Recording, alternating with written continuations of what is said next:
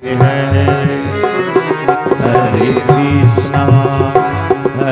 Krishna, Krishna Krishna, Hare Hare, Hare Rama,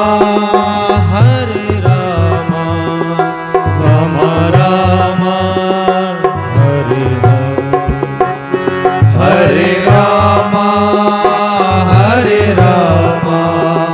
Rama Rama, Hare Hare, Hare Krishna, Krishna Krishna, Hare Hare, Hare Rama, Rama Rama, Hare Hare, Hare Krishna, Krishna Krishna, Hare Hare, Hare Rama, Rama Rama, Hare Hare Krishna, Krishna Krishna, Hare Hare, Hare Rama, Rama Rama, Hare Hare, Hare Krishna, आइए सब Krishna Krishna, अपनी वाणी को पवित्र करने के लिए हरिनाम करिए। Hare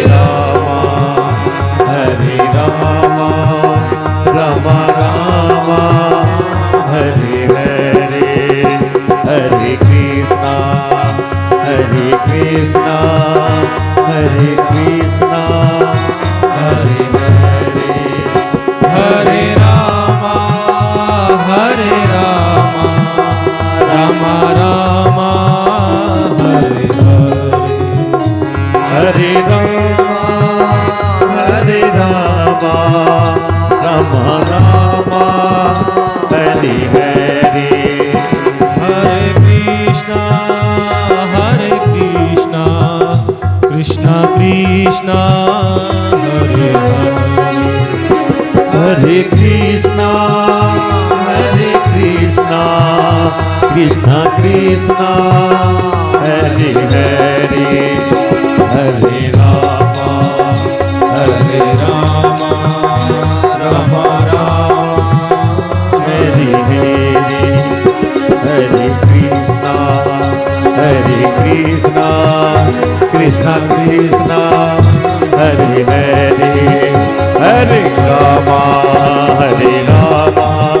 Rama Rama, Hare Hare, Hare Krishna, Krishna Krishna, Hare Hare, Hare Rama, Hare Hare Hare, Hare Krishna, Krishna Krishna, Hare Hare, Hare Krishna, Krishna Krishna, Hare Hare, Hare Rama, Rama Rama, Hare Hare, Hare Krishna, Krishna Krishna, Hare Hare, Hare Rama, Rama Rama, Hare Hare, Hare Krishna, Krishna Krishna, Hare Hare, Hare Rama, Rama Rama, Hare Hare, Hare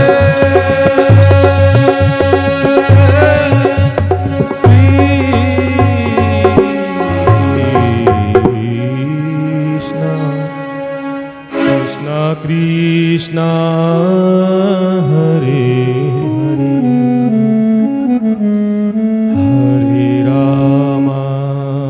Hare Rama, Rama Rama, Hare Hare,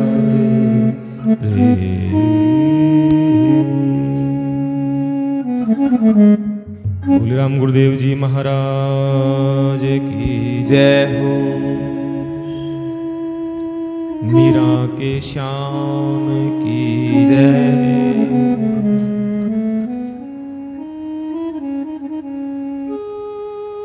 प्रेम से बोलो राम जी राम। राम जी राम। जय श्री कृष्ण। जय श्री कृष्ण। राधे राधे। राधे राधे।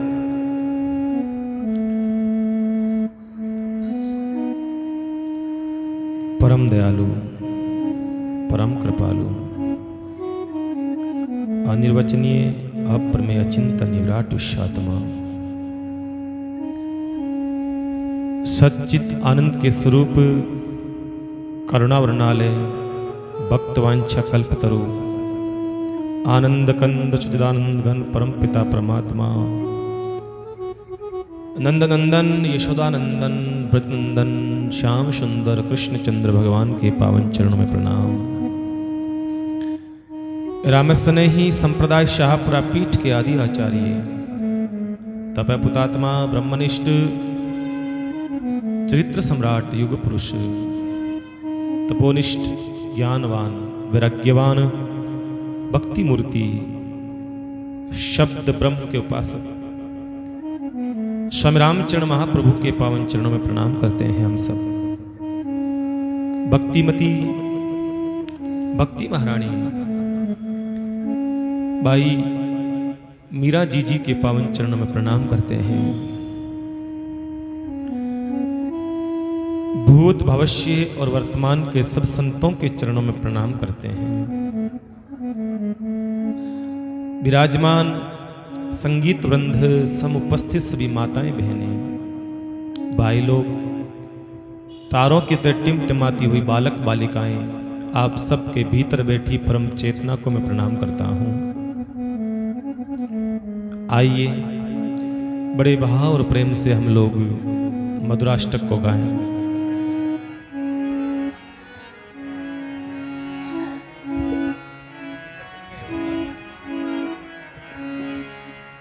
अधरं मधुरं वदनं मधुरं नयनं मधुरं हसितं मधुरम्।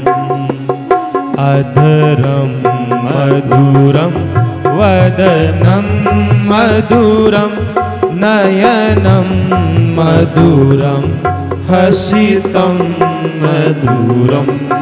हृदयं मधुरं गमनं मधुरं मधुराधिपतिरखिलं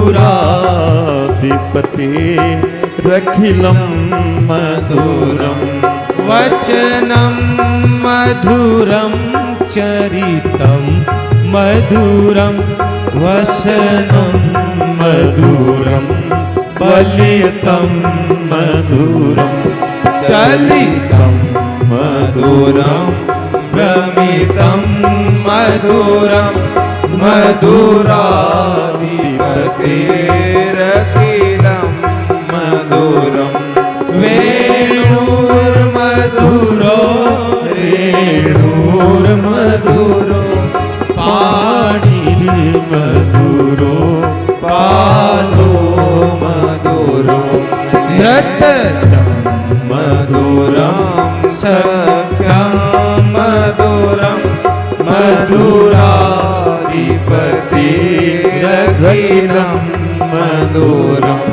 गीतं मधुरं पीतं मधुरं सूक्तं मधुरं सूक्तं मधुरं। रूपं मधुरं तिलकं मधुरं मधुराधिपतिरखिलं मधुरं। करणं मधुरं तरणं मधुरं हरणं मधुरं शरणं मधुरं। वमितं मधुरं शमितं मधुरं मधुराधिपतिरखिलं मधुरं। गुञ्जा मधुरा माला मधुरा यमुना मधुरा बीची मधुरा सलिलम मधुरम गलला मधुरम मधुराधिपति रखिलम मधुरम गोपी मधुरा लीला मधुरा युक्तम मधुरम भोक्तम मधुरम दृष्टम मधुरम श्रेष्ठम मधुरम मधुराधिपति रखिलम मधुरम गोपा मधुरा गाऊ मधुरा यष्टि रे मधुरा सृष्टि रे मधुरा दलितम मधुरम फलितम मधुरम मधुराधिपति रखिलम मधुरम अधरम मधुरम वदनम मधुरम नयनम मधुरम हसितम मधुरम हृदयम मधुरम गमनम मधुरम मधुराधिपति रखिलम मधुरम मधुराधिपति रखिलम मधुरम मधुराधिपति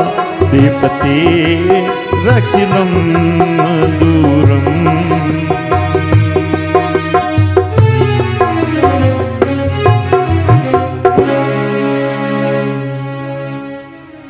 बोलिए मीरा के श्याम की जय हो, अपने अपने मात पिता गुरुदेव की जय हो।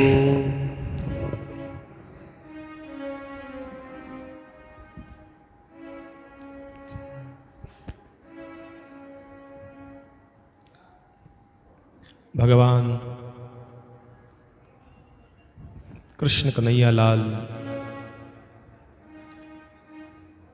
की परम भक्ता भगवान श्याम सुंदर की परम भक्तिमती मीरा जी के पावन कथा हम लोग सुन रहे थे। सत्संग का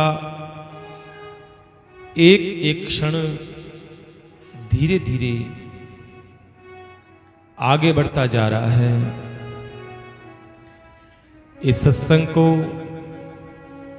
हम प्रयास करें, आत्म साक्षात्कार करें और घट ही घट भीतर भीतर सत्संग जारी रहे, बस ऐसी मंगल कामना।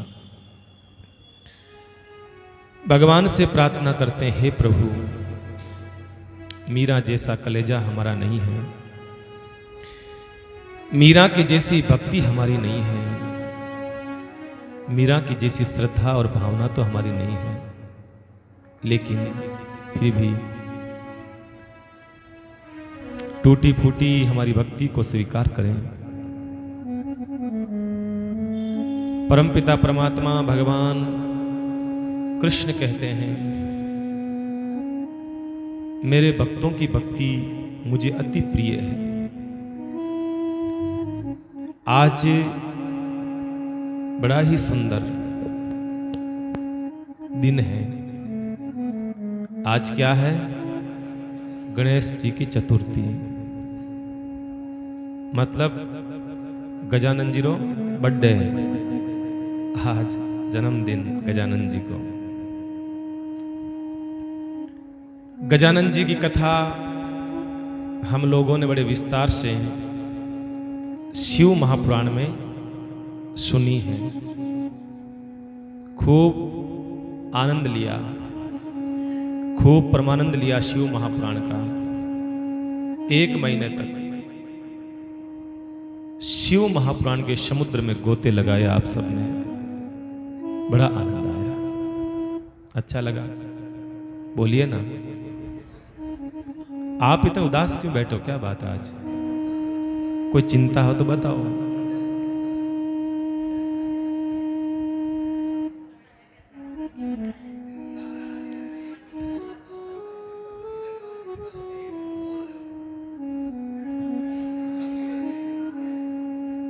एक महीना शिव महापुराण की कथा हम सब ने सुनी। देखो भाई, कथा कहने का आनंद तभी आता है जब कथा सुनने वाले सामने श्रोता अच्छे हो, अच्छा लगता है। आप लोग में कथा सुनने की पिपासा है, मतलब एक जिज्ञासा है।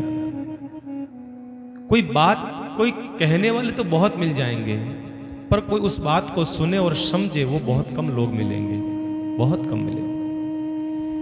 इस व्यासपीठ ने आप सबको जो कथाएं सुनाई है, जितनी भी कथाएं सुनाई है, आप लोगों ने बड़े प्रेम से उन कथाओं को सुना और आप लोगों ने उस कथा को पुनः ये बताया, महाराज कथा अच्छी है।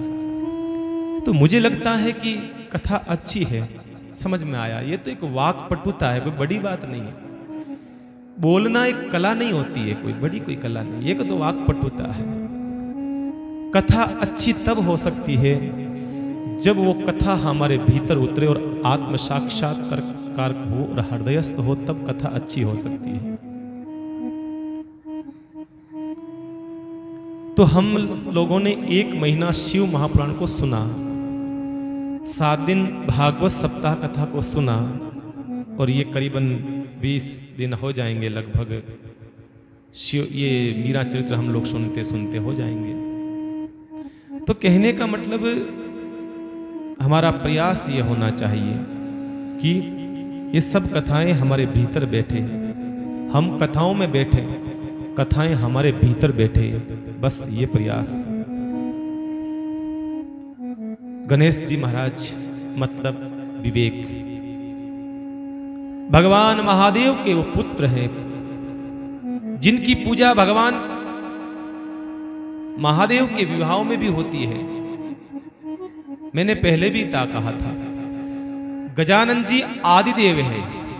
आदिदेव, आदि का मतलब कोई उनका पता नहीं, वो आदि है। जिनका ऐसा नहीं है, ये गजानन जी जो हम पूजा करते हैं, ये कोई शिव का पुत्र नहीं है। गजानन जी का जन्म तो कई कई कई अरबों साल पूर्व हो चुका है। गजानन बदलता रहते हैं। गजानंद इज पोस्ट, गजानंद एक पदवी है, एक पदवी है गजानंद।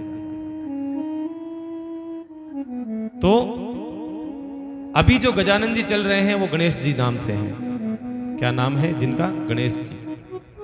अभी जिनका राजपाट चल रहा है, मतलब प्रधानमंत्री होता है। प्रधानमंत्री किसका, व्यक्ति का नाम नहीं होता है।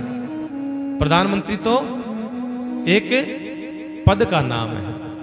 इसी प्रकार से गजानन जी कोई भगवान का नाम नहीं है। गजानन जी एक पद है। उस पद पर अभी कौन बैठा है?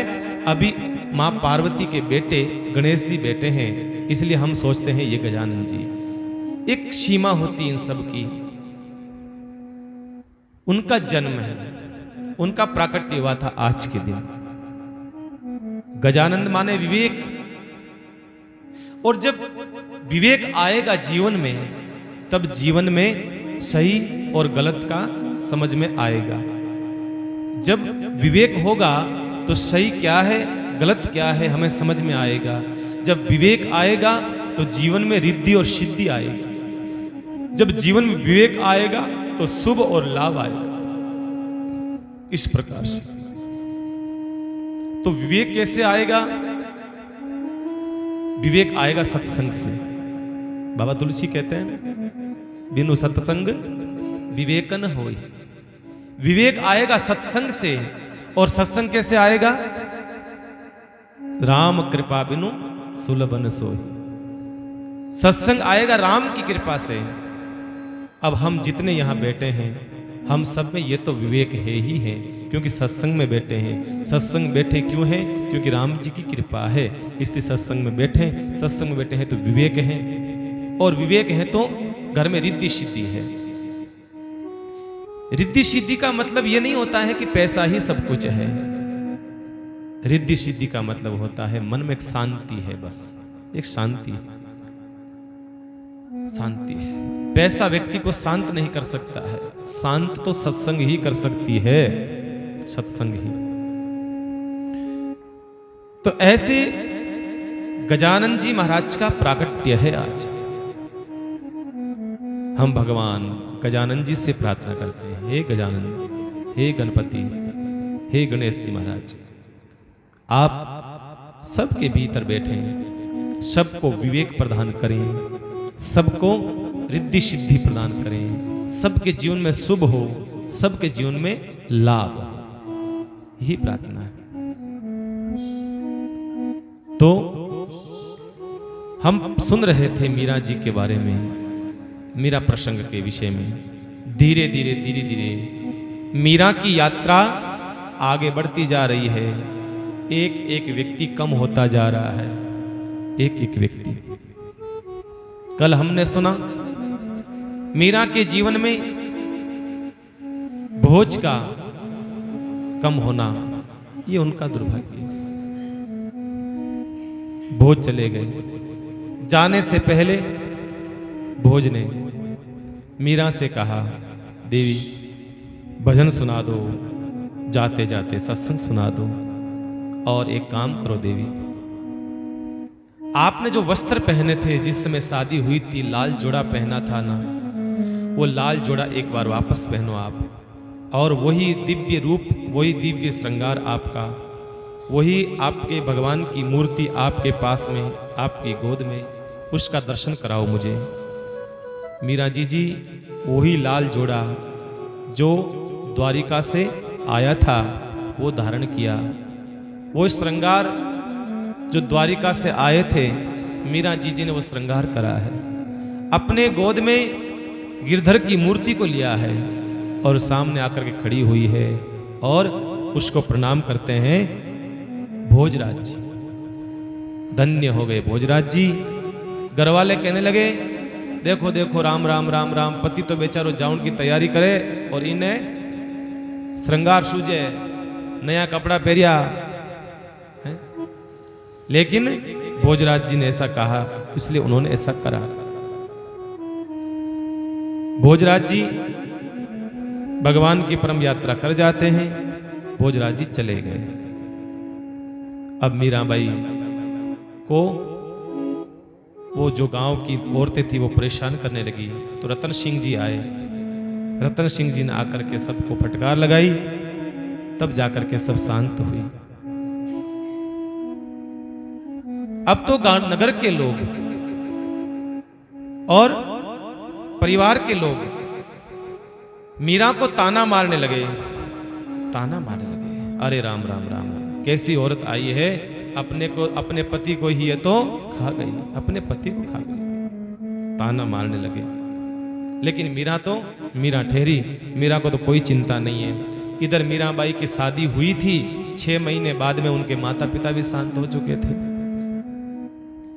मीरा जी के दादाजी चले गए, माता पिता चले गए, अपना पति चला गया, ये 4 मौतें हो गई। और कहते हैं अब मीराबाई का ज्यादातर समय कुंभ श्याम जो मंदिर है चित्तौड़गढ़ में ही, उस मंदिर में बीतने लगा। संत महात्मा जो चाहते थे मेड़ता, वो सब चित्तौड़ आने लगे दर्शन करने के लिए। संत महात्मा अब चित्तौड़ आने लगे, रास्ता बदल दिया उन्होंने और सत्संग के लिए। अब वहां जनाना महलों में महात्माओं का आगमन होने लग गया। मीरा के महलों में संत पहुंचने लग गए भजन करने के लिए, सुमरण करने के लिए। जहां पर व्यक्ति पुरुष का प्रवेश वर्जित था, कोई पुरुष प्रवेश नहीं कर सकता था, उन महलों में अब संत महात्मा हाथ में करताल लेकर के और इकतारा लेकर के भजन करते करते हरे कृष्ण हरे राम हरे कृष्ण हरे राम हरे कृष्ण भजन करते करते संत आने लगे, प्रवेश करने लगे। लोग कहने लगे, मीरा, ए मीरा, ये क्या चल रहा है? लेकिन देखो, जब भक्ति बढ़ती है ना, तो भक्ति के बढ़ने के समय ना तो स्त्री का भेद होता है ना पुरुष का भेद होता है ना। भक्ति बढ़ते बढ़ते उस स्थान पर बढ़ जाए। मीरा कितनी साल की थी? मीरा 25 साल की थी। मतलब एक युवान जो दहली होती है, उस दहली के प्रवेश में थी मानो, और उस युवान स्त्री के चारों तरफ, मीरा के चारों तरफ संत महात्मा बैठे रहते थे। बताइए आप, मतलब कहने का अर्थ इतना सा है, जब भक्ति बढ़ती है तो स्त्री और पुरुष का भेद खत्म हो जाता है, तो समझना भक्ति बढ़ रही है, भक्ति बढ़ रही है। संत महात्माओं सब, मीरा बीच में बैठी रहती, संत महात्मा करताल बजाते, कोई तारा बजाता है, कोई कुछ करता है, मीरा नाचती रहती, और संत आते, संतों का स्वागत करती रहती मीरा। चलते रहते थे, कहीं बे महाराज गया, कहीं बे महाराज आया, कहीं बे महाराज आया, बस मीरा लगी रहती संतों के स्वागत में, और गाती रहती थी बस दिन भर। मारे आया रे आया, मारे संत पावना आया, मारे आया रे आया। दिन भर कभी वो महात्मा आए, कभी वो संत आए, कभी वो महापुरुष आए, लगा रहता संतों का आवागमन, और वो गाती रहती थी, भाग भला जाकर संत पधारे, भाग भला जाकर हेली मारी आयोड़ा संतारा लीजिए वारणा। ये सब पद मीरा गाती रहती थी। जीवन में भक्ति बढ़ेगी तो स्वतः पद निकल पड़ेंगे। जब भक्ति का आगमन होगा तो स्वतः भीतर से भजन निकल सकते हैं। महाराज मीरा के जीवन में ऐसे ही। इस वर्ष लाडनू में भी भक्तों के द्वारा संत का बहुत अच्छा स्वागत और सम्मान हो रहा है। बहुत बढ़िया, हाँ बहुत अच्छा लगना चाहिए। देखो जीवन में कोई संत आता है तो जीवन में उत्साह होना चाहिए, उमंग होना चाहिए, उल्लास होना चाहिए, घर बुला करके संत का स्वागत हो, ये भावना हो, बहुत बड़ी बात है। जब तक आप किसी को प्रेरणा नहीं दोगे, संत का महत्व नहीं समझाओगे, तब तक समझ में नहीं आएगा, तब तक समझ में नहीं आएगा। हमने संतों के प्रति लोगों में डर पैदा कर दिया है, और क्या।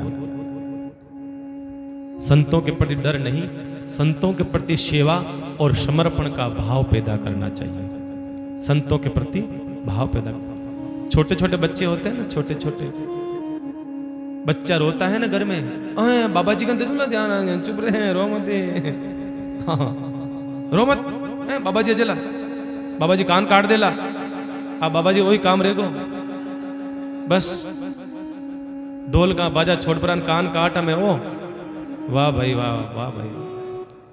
देखो बच्चों को बचपन से कोई चीज घर कर जाती है ना, तो बड़ा होने तक वो चीज जिंदगी भर रहती है, फिर वो हमारे पास नहीं आएगा। उनको ऐसा लगेगा कि मां ने कहा कान काट देंगे। हकीकत है। मैं कभी कहीं घर पे जाता हूँ, किसी घर पे, तो बच्चा रो जाते हैं। अब वो देखते हैं कि ऐसे कपड़े, वो एलियन पता नहीं कहां से आ गए होंगे ये, ऐसे कपड़े, बच्चे डर जाते हैं। तो माँ क्या कहती, रो मत, बाबा जी कान काट ले, बोला पकड़ ले जाएंगे बच्चे को। ऐसे क्या होता है, आपका तो कहना हो गया, आपने तो बस अपनी एक सहज भाव से कह दिया, लेकिन वो बच्चे के लग जाता है। मीरा को लगा कि नहीं लगा? बचपन में मीरा को कह दिया मां ने, ये तेरा पति है, बस लग गया मीरा के जीवन में, वही मेरा पति है, वही मेरा पति है। बस जीवन में ध्यान रखो, बच्चों को इस प्रकार से भय पैदा न करें, बच्चों के मन में किसी प्रकार का भय पैदा नहीं करें। हमें बच्चों को डराना नहीं है, संतों के प्रति ले जाओ, छोड़ दो संत के पास में, और कुछ नहीं तो कम से कम 15 मिनट संत के पास बैठेगा तो सुकून तो मिलेगा, अशांत मन शांत तो होगा। कभी कभी कोई लोग आते हैं मेरे पास में, 5 मिनट बैठते हैं, 10 मिनट बैठते हैं। परसों कोई कुछ माताएं बहन आई थी मेरे पास, बैठी 5-10 मिनट बैठी, तो बोले एक महाराज एक मतलब एक ऊर्जा, एक पॉजिटिव ऊर्जा यहाँ प्राप्त होती है बैठने से, मतलब एक मन शांत हो जाता है यहाँ बैठने से। एक आप घर के भीतर बैठते हैं, एक आप इस स्थान पर बैठते हैं, उसका कारण क्या है? यहाँ की एक ऊर्जा है, वो इतनी एक्टिव रहती है आप सबके प्रति, सकारात्मक ऊर्जा है यहाँ पर। क्योंकि भजन करते करते, सुमरण करते करते, अरे भैया, जिस जगह पर कोई सत्संग हो जाता है वो जगह पवित्र हो जाती है। और इस जगह तो इतने सालों से सत्संग चल रहा है, ये जगह तो पवित्र क्या भैया, बहुत बहुत बहुत मानो देवता रमण करते हो ऐसी जगह है, ऐसी जगह है यहाँ तो, ऐसी जगह ऐसी। खेड़ापा धाम नाम सुना होगा आपने, खेड़ापा। वहां खेड़ापा में क्या देखा, एक कोई बाहर से कोई सेठ आया हुआ था, रात्रि को वहीं सोया था खेड़ापा धाम में। रात्रि को 12 बजे क्या देखा उसने, एक काली गाय आई है। काली गाय आकर के जो मंदिर है, मंदिर के बाहर लोटपोट होती है और सफेद होकर के चली जाती है। 1 घंटे बाद एक गाय और आई, एक गाय और आई, वो भी काली गाय, वो भी लोटपोट हुई, वो भी सफेद होकर चली गई। फिर एक गाय और आई, वो भी सफेद होकर के चली गई। फिर एक बैल आया, वो भी सफेद होकर चला गया। इसका मतलब सेठ सोच रहा है कि बात क्या है, ये गायें काली होकर के आती है, सफेद होकर के जाती हैं, ये बैल काला होकर के आया, सफेद होकर के गया है, इसके पीछे कारण क्या है। सवेरा हुआ, संतों से पूछा, महाराज ये माजरा क्या है, रात्रि के समय मैंने ये सब दर्शन करा है, ये क्या चीज है। संतों ने कहा, सेठ जी जो 3 गायें आई है ना, वो गायें और कोई नहीं थी, वो त्रिवेणी थी, गंगा जमुना सरस्वती, लोगों के पापों से काली हो जाती है, संतों की ऐसी पवित्र धरती पर आकर के सफेद होकर के निकलती है वापस। महाराज वो बैल कौन था, वो बैल प्रयागराज खुद था, आया और सफेद होकर के गया है, सफेद होकर गया। कहने का मतलब होता है गंगा जमुना सरस्वती ये सब तीर्थ भी संतों के वहां आकर के अपने पाप को धोते हैं। आप क्या सोचते हो, आप जो पाप करते हो गंगा में जाकर के स्नान कर लेते हो, तो गंगा जी अपने पास थोड़ी रखती है कोई, इतना पाप कहां रखेगी महाराज। अगर गंगा जी अब आप सबका पाप लेने लग जाएगी, इतना सारा इकट्ठा हो जाएगा, पाप कहां रखेगी। वो जाएगी सब संतों के आश्रमों में जाएगी, वहां लोटपोट होगी, वहां मुक्त होकर के पवित्र बन करके वापस पुनः जाएगी। कहने का अभिप्राय इतना है बंधु, संतों के पास तो, संतों की जो भूमि है वो भूमि तपी हुई भूमि होती है। संत गए को पूजिए, संत रहे की ठोर। संत महात्मा चले जाएं, उसके बाद में संतों की जो भूमि है वो पूजने योग्य हो जाती है, वो प्रणम्य हो जाती है, वो स्मरणीय हो जाती है, वो भूमि इतनी महान हो जाती है, इतनी महान। तो कहने का मतलब संतों के प्रति डर पैदा मत करो, संतों के प्रति डर पैदा मत करो। है? 1-2 अगर संत बदनाम हो जाता है ना, तो पूरे संत समाज को बदनाम कर करके उन संत महात्माओं का अपमान करते हो जो कंदराओं में गुफाओं में भजन कर रहे हैं, उन संतों का अपमान करते हैं हम लोग। है? ऐसा नहीं होना चाहिए, ये अपराध, ये पाप न करे भाई। संत महात्माओं के वहां बैठने से सुकून मिलता है, अशांत मन शांत होता है मानो बैठ करके। भाई जीवन में कोई ऐसा स्थान तो चाहिए, कोई ऐसी जगह चाहिए जहां कुछ पल बैठे और मन शांत हो जाए, कुछ तो जगह होनी चाहिए। अमेरिका, जापान, रूस, वो लोग इतने टेंशन में जीते हैं, इतने बहुत ज्यादा वो दुखी रहते हैं, क्योंकि उनके पास ऐसे स्थान नहीं होते हैं। टेक्नोलॉजी बहुत है, इसलिए जगह जगह क्या है, मेडिटेशन सेंटर खोल रखे हैं। मेडिटेशन मतलब ध्यान केंद्र खोल रखा है, वहां जाकर के ध्यान करते हैं, घंटे 2-2 घंटे ध्यान करते हैं, तब जाकर के थोड़ा सा टेंशन कम होता है। यहाँ भारत में ये समस्या नहीं है, कम से कम ये टेंशन की समस्या नहीं है। ये सत्संग ही मेडिटेशन केंद्र है, ये मेडिटेशन का ही स्थान है, यहाँ आकर के मन हल्का हो जाता है। और तो और भाई 24 घंटे में से 2 घंटे यहाँ बैठते हो तो कम से कम 2 घंटे तो घर की याद नहीं आती है ना, ये तो फायदा है ना। और तो कुछ नहीं, कम से कम 2 घंटे तो संसार की याद नहीं आएगी, यही बहुत बड़ी बात है। यही 2 घंटे का सत्संग हमारे 22 घंटे चलता रहे बस, और कुछ नहीं। ये 2 घंटे सत्संग सुन लिया, उसको वापस चिंतन मनन करते रहो, वो सत्संग आगे बढ़ता रहे। इसलिए मैं कहता हूं घर के भीतर भी एक ऐसा कोना होना चाहिए जहां पर हम बैठ करके थोड़ा सा भगवान का चिंतन कर सकें। एक ऐसी जगह होनी चाहिए, एक ऐसा स्थान होना चाहिए, एक ऐसी पवित्र स्थान की आवश्यकता है जहां बैठ करके हम भगवान का चिंतन कर सकें। एक स्थान तो होना चाहिए। अपने मन को एकाग्र करने के लिए कोई ऐसा केंद्र बिंदु चाहिए, कोई ऐसा स्थान चाहिए जहां बैठ कर भजन कर सके, जहां सिर्फ भजन हो, जहां सिर्फ भजन हो। हमारे घर में ऐसा स्थान नहीं मिलता है। सब जगह हमने नेगेटिव एनर्जी से भर दिया। बस क्या है, पूजा का स्थान कम से कम पवित्र रखो। पूजा का स्थान तो एकदम पवित्र रखो। पूजा का स्थान बनता है ना, थोड़ा सा प्रयास करो दूर हो, है ना। हमारी जो उठने बैठने खाने पीने सोने की जो एक्टिविटी होती है उससे कुछ दूर 15, 10, 20 फीट दूर होना चाहिए एक पूजा का स्थान, ताकि वो जो जगह है, वो जो क्षेत्र है, वो जगह एक पूर्णतः सकारात्मक ऊर्जा से भरा हुआ रहे। और वहां आप आधा घंटा बैठो, 1 घंटा बैठो तो आपको शांति फील आए, एक फीलिंग ऐसी लगे आपको। एक ऐसा स्थान बनना चाहिए महाराज। हमने पूरे घर को बना दिया है क्या, पूरा ऐसा नेगेटिव ऊर्जा से भर दिया है। मंदिर के पास बैठ करके फालतू बातें कर लेंगे, वहां बैठ गए तो फालतू बातें। नहीं नहीं नहीं नहीं, मंदिर के आसपास की जगह में तो शांति के साथ बैठो बस, और कुछ नहीं। कोई ऐसा स्थान होना चाहिए जिसमें पवित्रता और सिर्फ पवित्रता के अलावा और कुछ ना हो, कुछ नहीं। कई जगह देखता हूं मैं, मंदिर बिल्कुल अलग है घर से, बिल्कुल। अभी कुछ दिन पहले घर पे गया था मैं, एकदम अलग से बना हुआ मंदिर है महाराज। हम यहाँ सिर्फ सत्संग करते हैं तब आते हैं, बाकी नहीं आते हैं, बाकी नहीं आते।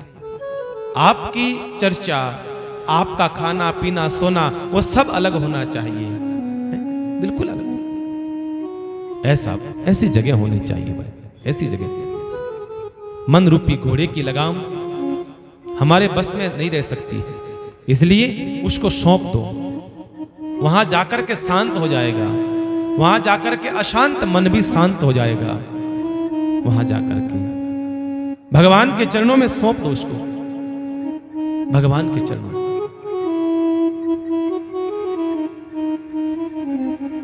भगवान को कह दो, प्रभु ये जीवन समर्पित चरण तुम्हारे, तुम्ही मेरे सर्वस, तुम्ही प्राण प्यारे। तुम्हें छोड़ कर ना, तुम्हें छोड़ कर ना किससे कहूंगा। प्रभु अब तो जहां ले चलोगे वहीं मैं चलूंगा। अब प्रभु ये मन रूपी जो घोड़ा है ये मेरे बस में नहीं है ना। कभी कभी सवारी करते करते, कभी कभी सवारी करते करते, है ना, वो जो होता है उसके बस से बाहर हो जाती है, वो लगाम उसके हाथ की बस नहीं रहता है तो छोड़ देता है वो। हमारी स्थिति ऐसी है, हमारा मन रूपी घोड़ा हमारे आपे से बाहर है, आपे से। तो हम लगाम किसको देवें? और आप जानते हो सबसे अच्छी सवारी किसको करनी आती है? कृष्ण भगवान को, क्योंकि उन्होंने सबकी करी है, सबका रथ चलाया है, सबका। नरसी की बड़ी सुंदर गाड़ी चलाई ना, बड़द गाड़ी, बैल गाड़ी, क्या गजब चलाई है। टूटोड़ी गाड़ी कहीं बन गई, विमान बन गई, और 5-5 फुट जमीन ऊंची चालबा लागी, बताओ आप। और प्रेम के वश से अर्जुन को रथ हांक्यो, प्रेम के वश भगवान ने अर्जुन की रथ की लगाम अपने हाथ में ली है। भगवान सबसे अच्छा सारथी है साहब, भगवान जैसा कौन सारथी हो सकता है? अब भगवान तो भक्तों के वश में होकर के कहां बैठा? जहां अर्जुन पैर रखता है। कहां बैठा? कन्हैया अर्जुन जहां पैर रखता है वहां बैठा है। कभी कभी जब युद्ध का शोर होता है, आवाज आती है शंखों की, तलवारों की गनगनाहट की आवाज आती है, तो सारथी को आवाज सुनाई नहीं देती है रथी की, ये रथी क्या कह रहा है। उस समय क्या होता है, उस समय जो रथी होता है वो अपने पैरों से इशारा करता है, इधर चलो इधर चलो इधर चलो। तो भगवान ने देखो ऐसी भी नौकरी करी साहब। अर्जुन ने भगवान के पैर लगा करके भी इशारा करा होगा, कन्हैया इधर रथ ले लो, कभी आवाज नहीं आती है कान में। तो ऐसी भगवान की दयालुता है। आहा, क्या भगवान की दयालुता है, भगवान की दयालुता। भगवान प्रेम के वश में होकर के अर्जुन का रथ हाँकते हैं, रथ हाँकते हैं। ऐसे ही हमारे मन की घोड़ों की डोरी भगवान के हाथ में सौंप दो। दीन बंधु दीनानाथ, हे प्रभु अब हमारी डोरी तुम्हारे हाथ है, बस अब कुछ नहीं है। अभी हमने लगाम सांवरिया के हाथ में नहीं दी है ना, अभी तो शरीर काम कर रहा है, बराबर ना। अभी तो हाँ मैंने पूछी, हाँ अभी तक शरीर काम कर रहा है, अभी लगाम हमारे हाथ में है, अभी लगाम हमारे हाथ में है। तो समय रहते भगवान के हाथ में दे दो ये लगाम, भगवान के हाथ में।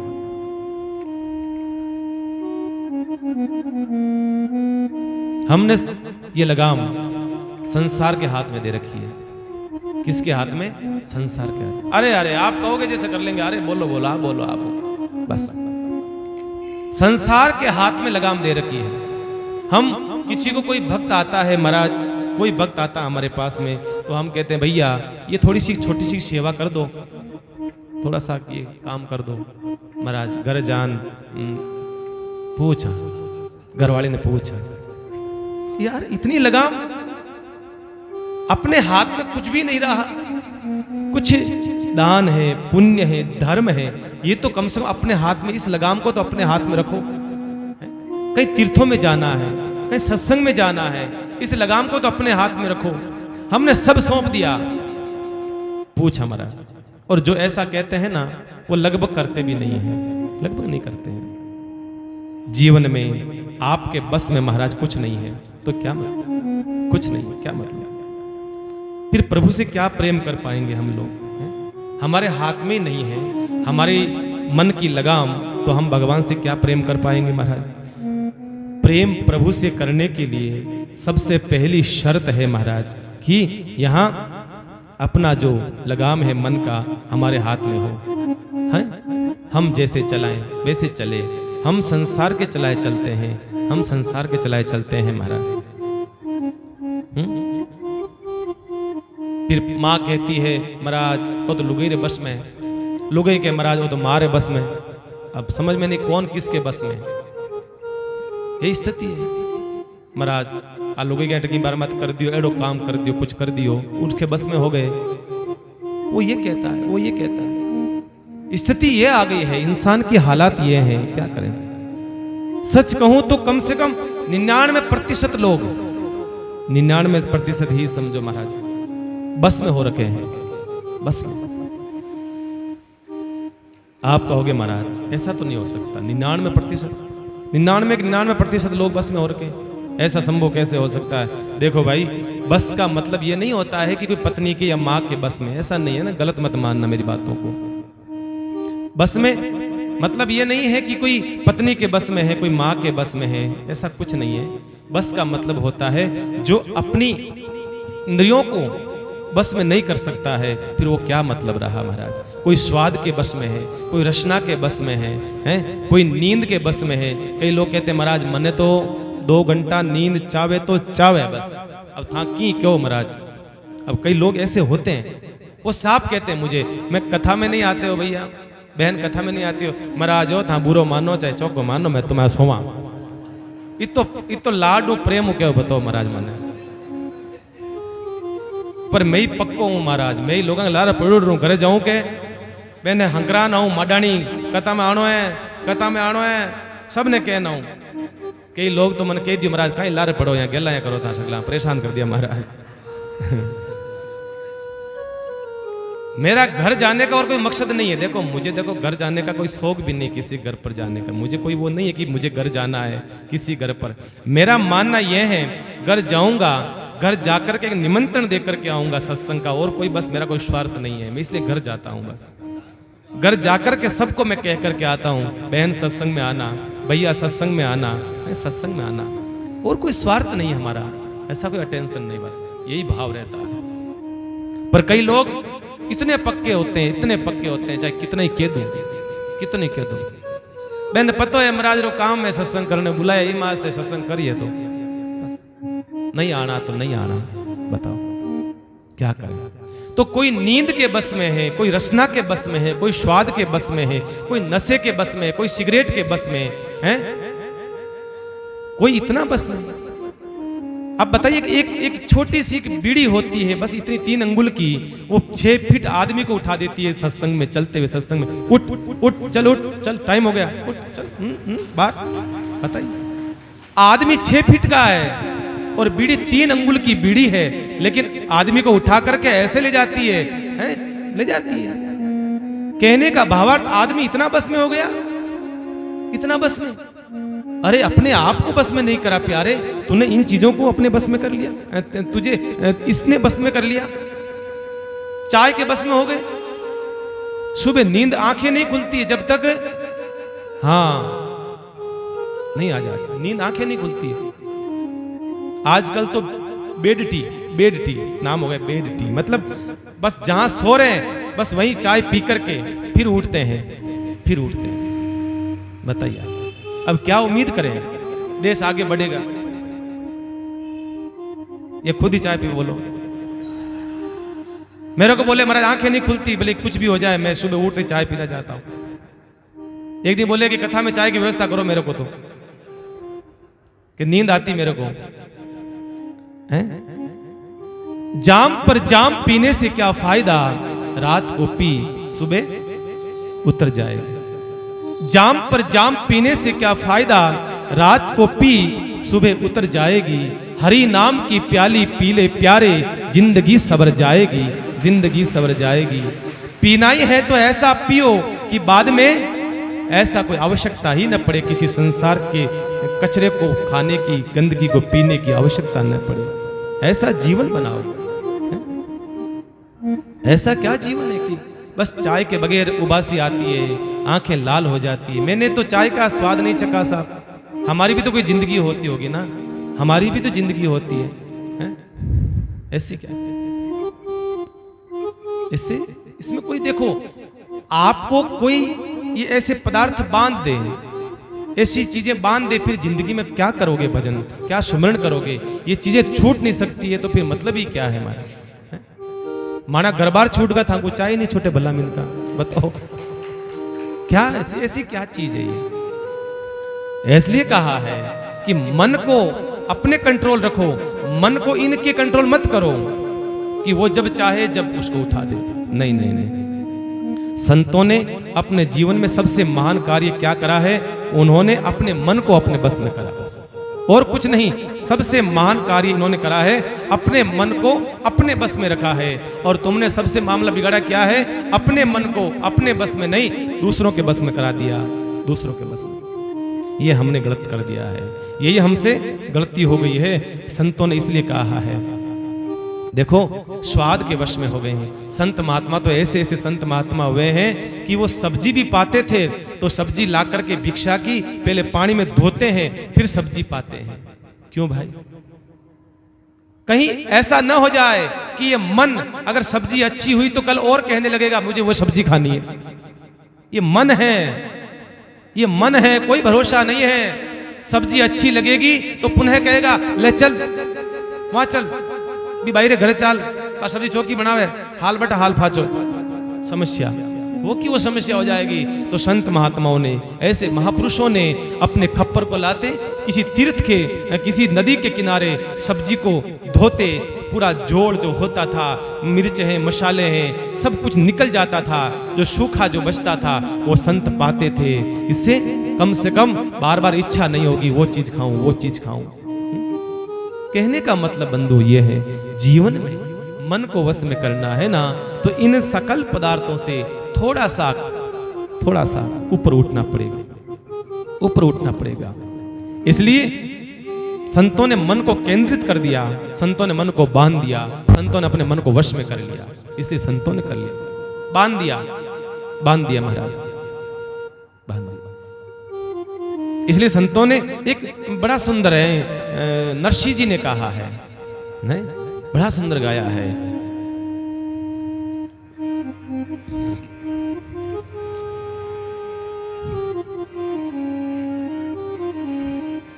हो मैं तो उण रे संतारो हूँ रे दास, जिन्होंने मन को,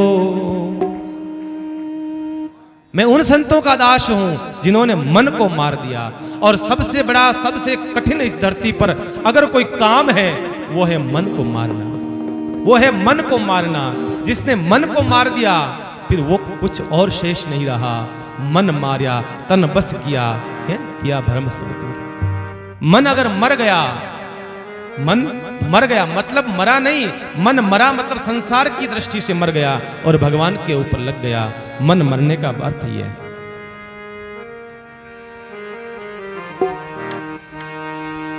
मन मार्या तन बस किया रे, किया भरम सब दूर। मन मार्या तन बस किया रे, किया भरम सब दूर।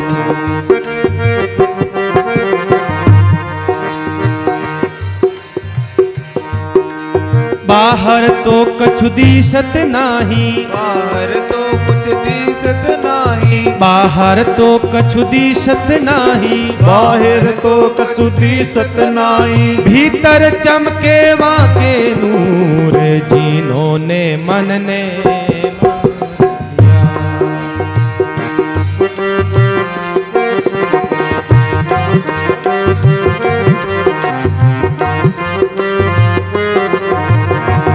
में तो उणी रे संतारो दास, जिनने मन को मार लिया। मैं तो उणी रे संतारो दास, जिन्होंने मन को मार लिया। मार लिया रे मन मार लिया, ओ मार लिया रे मन मार लिया। मैं तो उन रे संतारा दास, जिन्होंने मन मार लिया। तो उण रे संतारा दास, जिन्होंने मन मार लिया।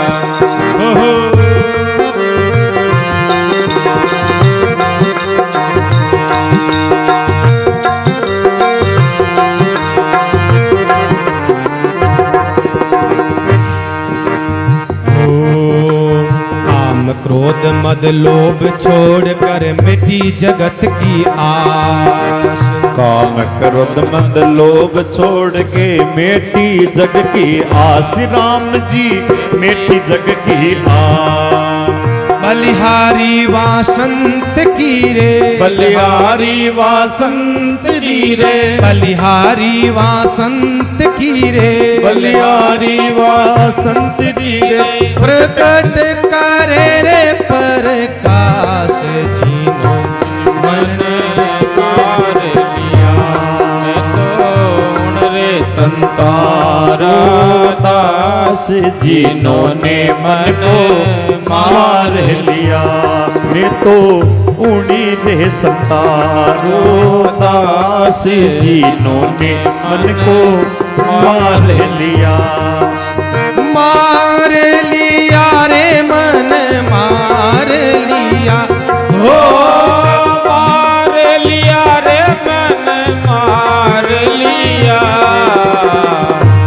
मैं तो उड़ रे संतारा दास, जिन्होंने मन को मार लिया।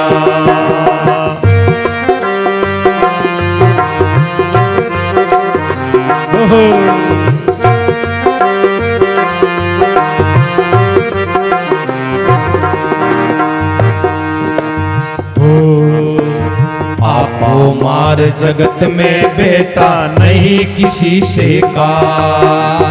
आपा मार जगत में बेटा नहीं किसी से का, राम जी नहीं किसी से माँ।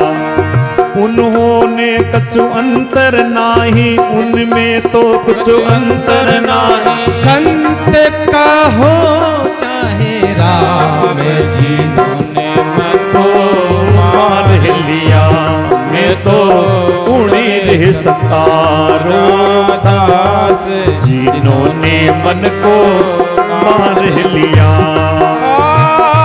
मार लिया रे मन को, मार लिया, मार लिया रे मन को, मार लिया मन को, मार लिया मैं तो उन रे संतान राधास, जिन्होंने मन को मार लिया।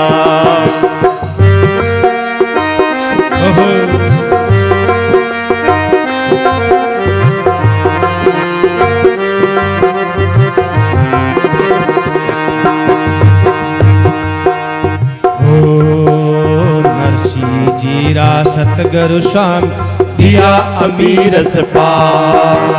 नरसी जीरा सतगुरु स्वामी दिया अमीरस पार, राम जी दिया अमीरस पार। एक बूंद सागर में मिल गई, एक बूंद सागर में मिल गई, एक बूंद सागर में मिल गई, एक बूंद सागर में मिल गई। क्या तो करेगा जमराज, ओ क्या तो करेगा यमराज, उन्होंने मन को मार लिया मैं तो उड़ रे संतो राधास, जिन्होंने मन मार लिया। एक मार लिया रे मन मार लिया, ओ मार लिया रे मन को, मार लिया मन को, मार लिया हो मैं तो उन रे संतान रोदास, जिन्होंने मन को मार लिया। मैं तो रे संतान राधास, जिन्होंने मन को मार लिया। ओ मैं तो उन रे संतान रोदास, जिन्होंने मन को मार लिया। मार लिया रे मन को, मार लिया, मार लिया रे मन को, मार लिया मन को, मार लिया मैं तो उड़ रे संतान रोदासी, जिन्होंने मन को मार लिया, जिन्होंने मन को मार लिया। महाराज मैं उन संतों का दास हूँ। कौन से संतों का? जिन्होंने मन को मार लिया, मन को मार लिया और तन बस कर लिया, तन बस कर लिया। बस लोग कई लोग पूछे महाराज थाने बटे जटता रहो बट राम द्वारा में बट था किता लोग रहो, मैं क्यों भाई एक लो ही रहूं मैं तो फणो मन किकर लागे हो हैं? अब इसमें कौन सी बात है? बड़ी बात है भाई हैं? जीवन को बदला है, गृहस्थ को छोड़ा है, संसार को छोड़ा है। सबसे पहली शर्त यही थी कि मन को बस में करना। अब क्या मन लगना और कहाँ लगना? अब तो मन चाहे कहीं भी शरीर रहे वहीं लग जाता है। ऐसा नहीं है। जीवन में यही तो सबसे बड़ी उपलब्धि होती है संत के लिए भैया, कि बस अपने मन को वश में कर ले। संत महापुरुषों की वाह वारे मौज फकीरों की, कभी चबावे चना चबेना, कभी लपटा लेवे खीरों की। वाह वारे मौज फकीरों, कदी सोवे राजमहल में, कदी गलियां अहीरों। कभी कभी ऐसी व्यवस्था मिल जाती है साहब, आनंद आ जाता है। पर संत सम रहता है। ऐसा नहीं कि वहां ऐसा तो वहां ऐसा, नहीं नहीं नहीं। 56 भोग पाएगा तो ये प्रसन्नता है। अगर सूखा रूखा मिलेगा तो भी वही आनंद है। यही संत की परिभाषा है। नाई धोई के ऐसे बैठे जैसे राजकुमारों का, संत महात्माओं का किसी फकीर ने कहा, नाई धोई के ऐसा बैठा जैसे राजकुमारों का, लाद लूद के ऐसे चला जैसे गधा कुमारों का, खाए पी के ऐसे सोया जैसे कुत्ता बाजारों का। ये संतों की परिभाषा दे दी है। बढ़िया स्नान नान करन टीको, बढ़िया लंबो तिलक लिगाड़ प्रवान मोडा शाप हुई प्राण बेटा कितना पुट और लागे मरा, एकदम बढ़िया नागौर जोधपुर हाईवे एकदम चमकतो भाई बढ़िया मातो बाल हाल शाप कटोड़ा वेदना एकदम बढ़िया है कि तुम मतलब चौको पुट लागे चौको लागे, ऐसा लगता है। चाह गई चिंता गई मनवा बेप्रवाह, जिसको कछु न चाहिए वो शहंशाह, वो सबसे बड़ा शहंशाह है। ये सबसे बड़ा शहंशाह होता है जिसको कुछ नहीं चाहिए, बस वो यही चाहता है कि संसार चला जाए हमारे बीच में से परेशान। इसलिए संत अपने मन को वश में कर लेता है, बस अपने मन को वश में कर लेता है। हम अपने बस को मन, हम लोग एकदम डट के भोजन करते हैं, डट के खूब पाया प्रसाद पा लिया, बिल्कुल भी जगह नहीं है पेट में, बिल्कुल मन तृप्त हो गया। फिर कोई 5-10 मिनट बाद बढ़िया गरम गरम एकदम बढ़िया पकोड़ा आ जाओ दाल का, फिर कोई फरमाइश करे लो प्लीज प्लीज एक, फिर हाँ वाह ठीक है लाओ लाओ लाओ ला फरफाचा महाराज वो, बस शुरू हो जाओ मुंडो। पर मन में मन बस में नहीं है भाई, ऐसी स्थिति हो गई हमारी। कोई खाया है पिया है भरा हुआ पेट है, फिर भी 2 पकोड़े खा लेता है आदमी, बताइए आप, जीभ लपकाने लग जाती है। खाना तो पड़ेगा खाना। मुख हमारे शरीर का यज्ञ कुंड है, क्या है? हवन कुंड है हमारे शरीर का, इसलिए इसको ब्रह्म कहा है। गीता को पढ़ना, गीता के 10वें अध्याय में भगवान ने कहा है मुख ब्रह्म है, और ब्रह्म को बार बार झूठा करना पाप है, अपराध है। बार बार झूठा नहीं करना। भोजन कर लिया धाप करके भरपेट भोजन कर लिया तो बस कर लिया, बार बार नहीं है। कई लोग ऐसे होते हैं भोजन करने के बाद में बस थोड़ा सा ये ले लीजिए, थोड़ा सा ये ले लीजिए, भोजन के बाद कुछ करना चाहिए। अरे नहीं भाई, क्या करना चाहिए? भोजन के बाद बैठ के राम राम करना चाहिए बस, और कुछ नहीं। बस कई लोगों के बड़े बड़े जो होते हैं ना, बड़े बड़े लोग होते हैं, वो लोग क्या करते हैं, बस भोजन करा देते हैं हमारे को और फिर कुछ आगे ला के रख देते हैं, फल फ्रूट हैं या कुछ ऐसा आइटम पता नहीं क्या क्या वो खाते हैं भोजन के बाद। लो महाराज पाओ। अरे भाई हमने तो जगह नहीं रखी अब पाने की, भरपेट पा लिया, अब क्या रखना। आजकल ये चला गया। हम दिन में कितनी बार मुंह झूठा करते हैं बताइए आप, कितनी बार करते हैं? ये अपराध है। अक्सर मैं कहता हूं भोजन कर लिया बस भोजन कर लिया, बार बार मुंह को झूठा मत करो। बेते करते किचन में गए, कुछ पड़ा था खुला ढटकार लिया, बाहर कमरे में आए कुछ पड़ा था खा लिया, मतलब घूमते घूमते कुछ कुछ दिखता रहा हम खाते रहे। बस यही हम अपराध कर रहे हैं। बार बार मुख को झूठा करना मतलब अपराध है, मतलब पाप है। ये पाप कभी मत करो, कभी झूठा नहीं पालो। बस एक बार जो पाना है। पहले के लोग देखो पाते थे, दिन भर नहीं खाते थे वो, बस सवेरे खा लिया और शाम को पा लिया, बस 2 टाइम 3 टाइम भोजन करते थे और कुछ दिन को नहीं खाते थे। अब आज के लोग तो खाते भी क्या, थोड़ा सा खाते हैं, इसलिए बार बार भूख लगती है उनको।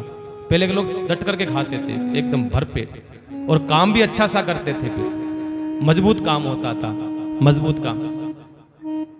और पहली का बडेरा मैंने क्या होता, महाराज खटे जीमन हो तो नहीं, जैसे काले सुबह जीमन है तो मैं एक दिन शाम रा भूखा रहे होता, क्या सुबह डट न खाओ हमारा। एड़ा कई लोग आहा के काले धावो बट बोलना है। हमारे सेठ जी हैं एक, वहां पे रहते हैं मालपुरा में, तो वो कहते रहते हैं कभी कभी, महाराज हम ऐसे ही करते थे, शादी ब्याह होते थे तो हमें बड़ी इंतजार रहता था, शादी ब्याह में बस बट चालना है और बट खूब खूब खूब शौक हो खाने को, खूब शौक। पहले के लोगों का खान पान भी अच्छा था, मजबूत था, निमन था, काम भी निमन था, मजबूत था, शरीर भी मजबूत था। अबे तुम्हारा थोता शरीर है, बट नाड़ चढ़ ऊपर जावे नहीं भी मैं हाफू हरे राम आज स्थिति हो जाओ महाराज। 10 नाल 10 पक्ति चढ़े उसमें भी हाफू हाफू हाफू, स्थिति ये हो जाती है शरीर की। बताइए पहले के लोगों का स्वास्थ्य मजबूत था क्योंकि शुद्ध खाते थे, शुद्ध खाते थे और अच्छा खाते थे, धान बढ़िया वाला। एक सासू बहुएं चौक में खड़ी थी और सासू ने आवाज दी, अरे बींदनी बींदनी कहीं, हाँ अरे माचो लगा माचो, घर के बीचे माचो लगा। जना जगी मोटोड़ी बींदनी ही, बाकी सासू जी माचो क्यों लगाओ कि थारा ससुरो जी आवे। इतना जीमन वे जीमन गया है और बेने होश कोन रे वे, इतो जीमे पछ आया पछ की दिखे कोनी, आता पानी माचा मत पड़े, जल्दी माचो लगा। जना बींदनी मोटोड़ी क्यों, वाह वाह सासू जी, जना थाना कई पति जीम्या कई माका ससुरो जी जीम्या हैं, जना कई जीम्या। जीमन तो माकाला पिताजी जीमता के कई जीमता के इतो जीमता कि लोग माचा में गाल घर लाता, इतो जीमता।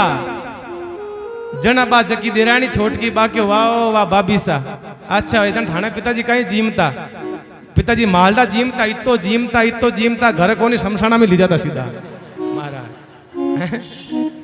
तो पहली का जो भोजन था, पहली के जो जीवने का तरीका था लोगों का, बस डट करके भोजन करते थे और 1-2 टाइम ही भोजन करते थे, बार बार मुख को झूठा नहीं करते थे महाराज, कभी नहीं करते थे, कभी नहीं।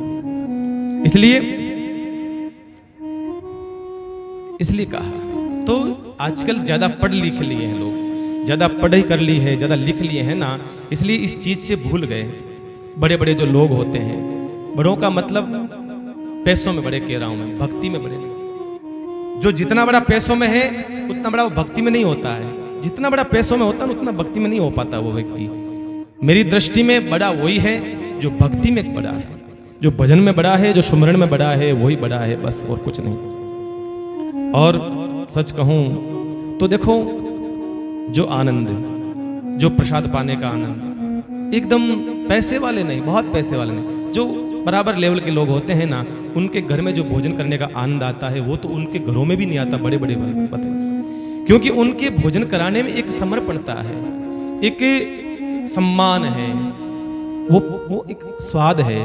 भोजन में स्वाद इसलिए आता है क्योंकि भाव में स्वाद है, इसलिए भोजन में स्वाद आता है। बस मुझे चाहे गरीब की झोपड़ी हो चाहे महल हो, गरीब की झोपड़ी का भोजन अच्छा लगता है, और ज्यादा अच्छा लगता है क्योंकि उसके साथ में उसकी भावनाएं जुड़ी हुई होती है महाराज।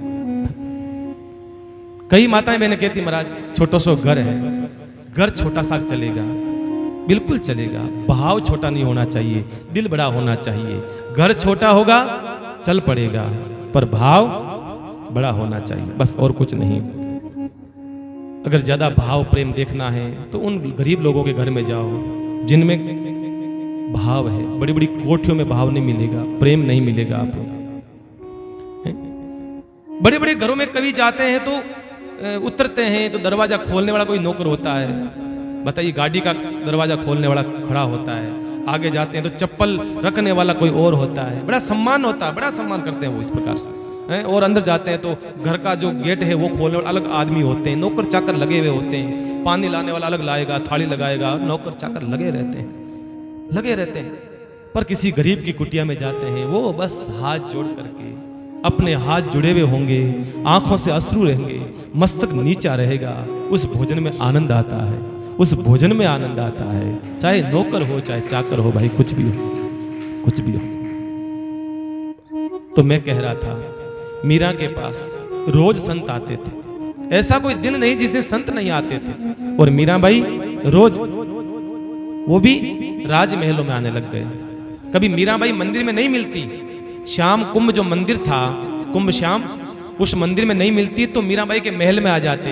और दासियों को कह रखा था कि संतों को रोकना नहीं है, संतों को मत रोकना, संतों को आने देना, संतों को आने देना कह रखा था। कोई संत आए तुरंत मुझे सूचना दो, तुरंत सूचना दो। ऐसा नहीं है संत आए और सोफा पर बैठे रहे हम, नहीं, संत जैसे ही आए हम आगे आए, संत को लेने के लिए, संत को पधराएं। संत जैसे ही घर के भीतर आता है तो हमारे घर के पाप बाहर जाते हैं। ऐसा क्या, संत भीतर आया हमारे घर के संपूर्ण पाप बाहर निकल जाते हैं। इसलिए लेने के लिए जाओ, बाहर आगे जाओ, आगे जाकर के लेने के लिए जाओ। मन में कोड होना चाहिए, मन में उमंग होना चाहिए, मन में उल्लास होना चाहिए, है ना, भाव तो ऐसा ही होना चाहिए। और सबको संत का दर्शन कराओ। मैं ऊपर चढ़ मारू हेलो, हैं? सबको आओ आओ भाई, संतों का दर्शन करो। मैं ऊपर चढ़ मारू हेलो, मैं कर लूं सब जग भेलो। मैं ऊपर चढ़ मारू हेलो, मैं कर लूं सब जग भेलो। कोई आओ रे भाई आओ, कोई आओ रे आओ आओ, थे जीवन सफल। सबको कहो आओ आओ भाई आओ, हमारा तो जीवन सफल हो रहा है। परमार्थ तो ये है कि उनका भी जीवन सफल करें। स्वयं मैं पिया मेरा बेल पिया कुआ चाहे ढस पड़ो, ये परंपरा नहीं होनी चाहिए। जीवन की परंपरा ये होनी चाहिए, मेरा भला हो न हो पर सामने वाले का तो भला होना चाहिए। ये जीवन की, ये हमारा मूल उद्देश्य ये होना चाहिए। बस किसी और को मिले, मुझे मिले न मिले, किसी और को मिले, बस बस यही होना चाहिए।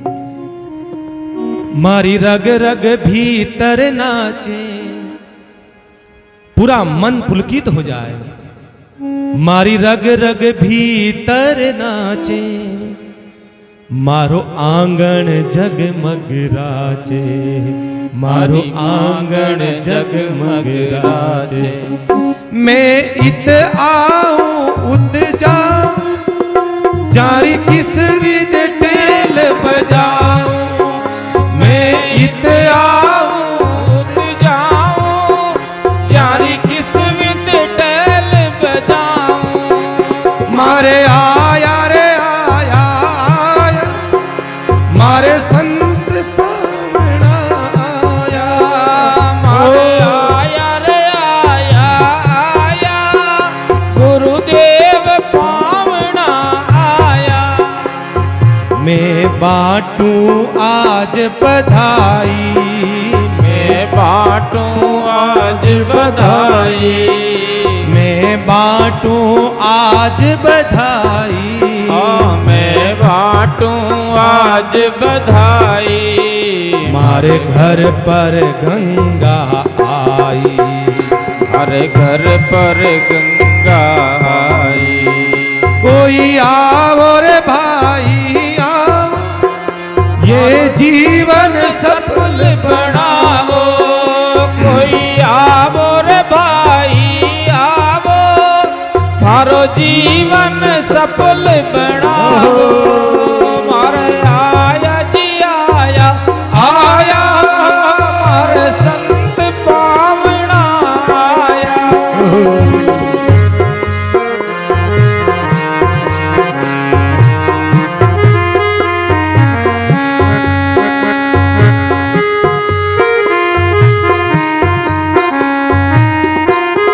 मारे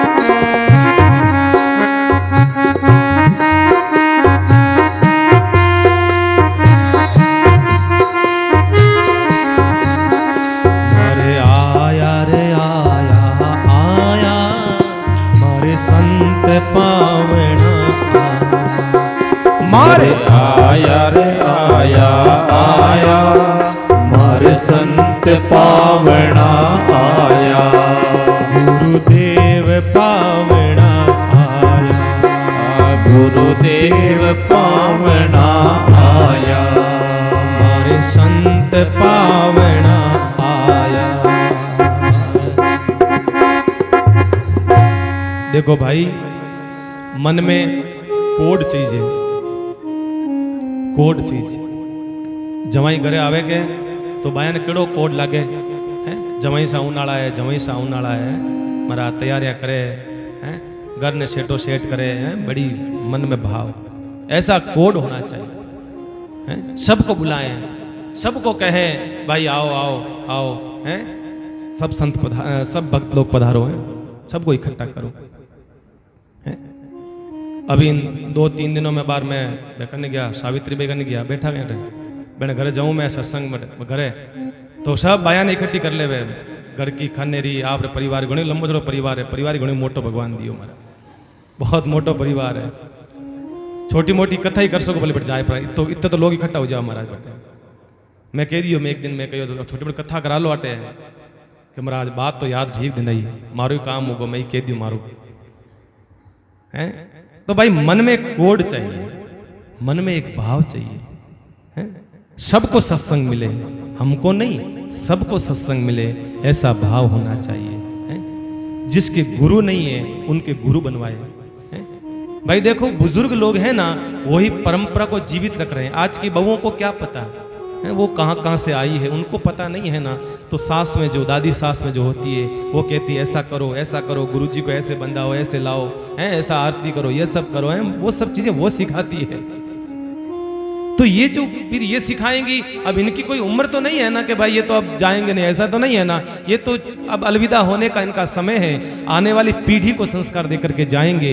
हम कभी पुनः लौट कर लाडनू आएंगे, ये तो नहीं रहेंगे, पर इनकी जो बहुएं हैं, उनका परिवार है, वो कम से कम संतों का सम्मान तो करेगा ना।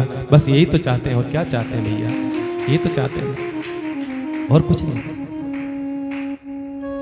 भक्ति के बीज डाल करके जाओ, बस अपनी सीट बुकिंग करके जाओ, है ना। आप चाहते हो ना मेरे जाने के बाद मेरी परंपरा चालू रहे, तो आप अपनी सीट रिजर्वेशन कर दो, रिजर्वेशन। अपनी बहू को, अपने बेटों को, पोतों को सत्संग से जोड़ दो, कहा भैया मेरे बाद में तुम्हारा काम है। जैसे दुकान होता है, व्यापार होता है, मकान होता है, जब मरता है व्यक्ति तो किसके नाम करवाता है, अपने बेटे के नाम करवाता है। अब मैं मर रहा हूं, मेरा इसका मालिक मेरा बेटा है। इसी प्रकार से सत्संग का, भक्ति का जो मकान है, अपने बेटों को, पोतों को, बहुओं को नाम करा दो, मेरे बाद में तुम्हारा होगा। तुम सत्संग में जाना, संतों का ध्यान रखना, संतों का सत्संग सुनना, बस यही प्रॉपर्टी है। असली धन तो ये है, बाकी वो असली धन नहीं है, असली धन नहीं, ये असली धन है। तो इसका मैं जिक्र करना चाहता हूं कि मन में ऐसा कोड हो, संतों के प्रति संतों का भाव, इतना कोड हो हमारा, इतना कोड हो, है? कभी उस घर में भाव से, कभी उस घर में प्रेम से। मैं तो आज कह दी मैं कि बटी रामदोर बनाए दो, आऊं जाऊं मारे पोसाओ को नहीं, मैं क्यों इतनी भोजन करके आ गया, काफी उधर भोजन हो गया। मैंने कहा वहीं रामदोरा बना दो एक, मैं वहीं रह जाता हूं, है? तो मतलब ये सब भाव की बात है, श्रद्धा की बात है। संत को किस प्रकार से बुलाना चाहिए, हैं? संत के प्रति सम्मान किस प्रकार का होना चाहिए। संत घर में आए हैं ना, तो हम सब लोग संत के सामने बैठे, संत को भोजन कराएं, हैं? ऐसे नहीं अकड़ के साथ हम बैठे हैं, है ना, सोफा सेट पर बैठे हैं, आराम से सो रहे हैं। नहीं नहीं भाई, संत तो घर पे आया है ना, तो कहीं न कहीं भगवान ने चाहा है तब संत आया है, बाकी संत कहाँ आने वाला। बस यही बात है। मीरा क्या करती थी, संतों का स्वागत करती थी, ऐसे बड़े भाव से संतों की सेवा करती थी, और बिजी रहती थी 24 घंटे। जैसे आप लोग रहते हो ना गृहस्थी काम में, महाराज समय नहीं है, समय नहीं है, समय नहीं है। मीरा को भी 1 मिनट का समय नहीं था, 1 मिनट का समय नहीं था मीरा को, बताओ। जबकि रानियां, वो रानी थी मीरा, है? कोई छोटी मोटी चीज थोड़ी थी। नौकर थे, दास दासियां थी, कोई काम नहीं, कोई संसारिक काम नहीं, फिर भी मीरा इतनी बिजी रहती थी भजन के अंदर। कई लोग आते थे चित्तौड़ में, ऐसा नहीं है कि कोई भगत नहीं थे, चित्तौड़ में काफी मीरा की सत्संग सुन लेते थे। वो आते थे मीरा जी से मिलने के लिए, तो चंपा चमेली वो सब कहती थी नहीं सा अभी तो भाई सा हुक्म, अबार तो बिजी है, अभी बिजी है, अभी व्यस्त है। क्या कर रहे हैं, अभी ठाकुर जी की पूजा कर रहे हैं, आधे घंटे बाद आना। फिर आते कि ठाकुर जी के अभी श्रृंगार कर धरा रहे हैं, कभी वापस आते फिर ठाकुर जी के अभी ठाकुर जी पोड़ रहे हैं। बताइए, दिन भर बिजी रहती थी मीरा, दिन भर बिजी रहती थी। ऐसे मीरा की सेवा ऐसी थी, ऐसी हर पल। घर वाले गालियां निकालते रहते थे, घर वाले गालियां निकालते रहते, अरे राम राम राम, कैसी है ये, कैसी है ये, तो बात ही नहीं मानती है, कैसी। लेकिन मीरा ध्यान नहीं देती। सासू दिन भर बस खट्टर खट्टर खट्टर बोलती रहती, महाराज बड़बड़ करती रहती, आ तो यान की है, आ तो यान की है, आ तो मोडा ने घर में लावे, नाम बदनाम कर दियो, माँ कर दियो, माँ कर दियो। घर वाला सब कहने लग गए, मीरा हो मीरा साधारो संग छोड़ो रे, हे छोड़ो हे लाज पीहर सासरो, मेवाड़ लाज रे, मीरा साधारो संग छोड़ो लाज थारो मेड़ तो मेवाड़ लाज रे, मीरा साधारो संग छोड़ो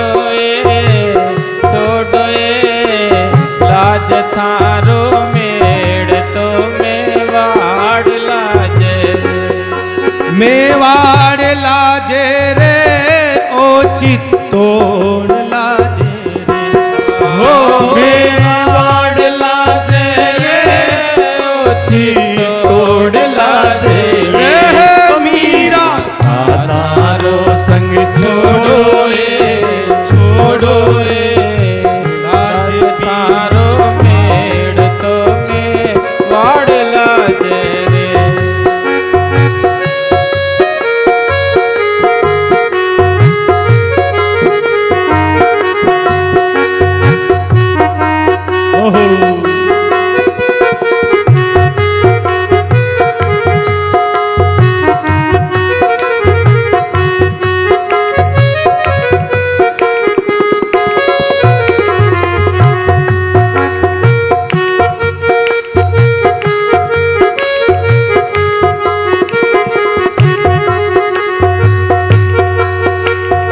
मीरा को हरी देवरो जी राणा को दरबार मीरा को हरी देवरो जी राणा को दरबार मीरा नाथ प्रेम शुक मीरा नाथ प्रेम शुक सीतारो श्रृंगार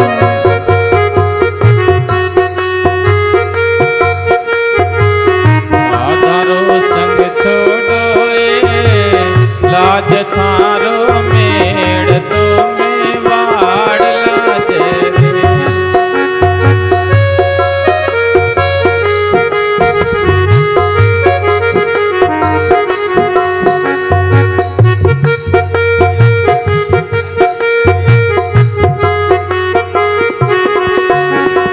मीरा हरि को देवरो रे राणा को दरबार मीरा हर को देवरो रे राणा को दरबार मीरा नाचे प्रेम सूरे मीरा नाचे प्रेम शूरे कर सोड़ा श्रृंगार हो कर सोना श्रृंगार मीरा दारो संग छोड़ो रे छोड़ो रे लाज थारो मेड़ तो में वाड़ लाजे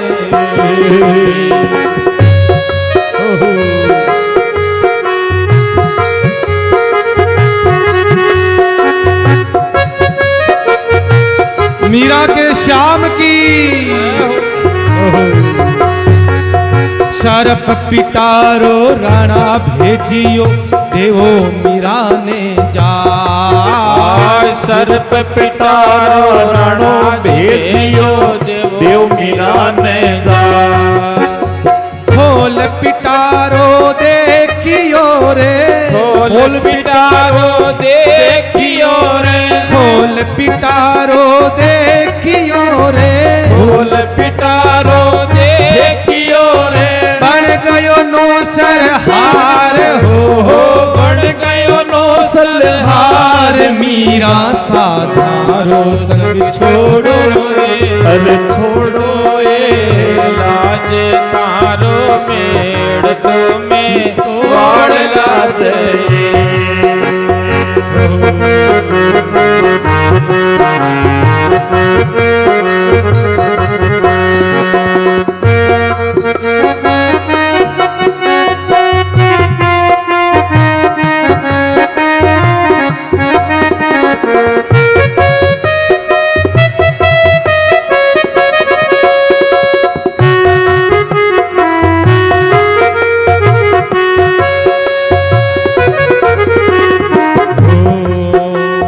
विष का प्याला राणो भेजिया देव मीरा ने जा विष का प्याला राणो भेजियो देव मीरा ने जा विष का प्याला राणो भेजिया देव मीरा ने जा अरे विष का प्याला राणो भेजियो देव मीरा ने जा कर चरणामृत पी गई रे कर चरणामृत पी गई रे कर चरणामृत पी गई रे, कर चरणामृत पी गई रे, तू जाने रघुनाथ हो, हे जानो रघुनाथ मीरा सारो संग छोड़ो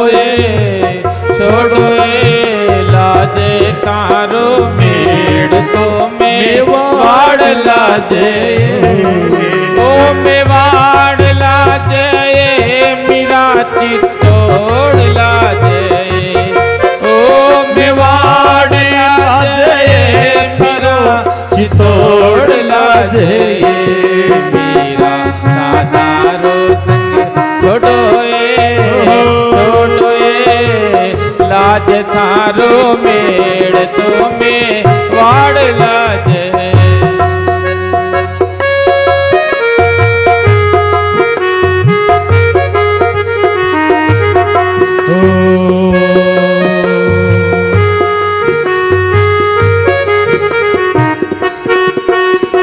मीरा हर की लाडली राणो बन कोठू, मीरा हर की लाडली रे राणो बन रोठू, मीरा हर की लाडली ने राणो बन कोठू, मीरा हर की लाडली रे राणो बन कोठू, समझायो समझो नहीं रे, समझायो समझो नहीं रे, समझायो समझो नहीं रे, समझाया समझो नहीं रे, ले जाती बेकूट हो, ले जाती बेकूट मीरा सादारो संग छोड़ो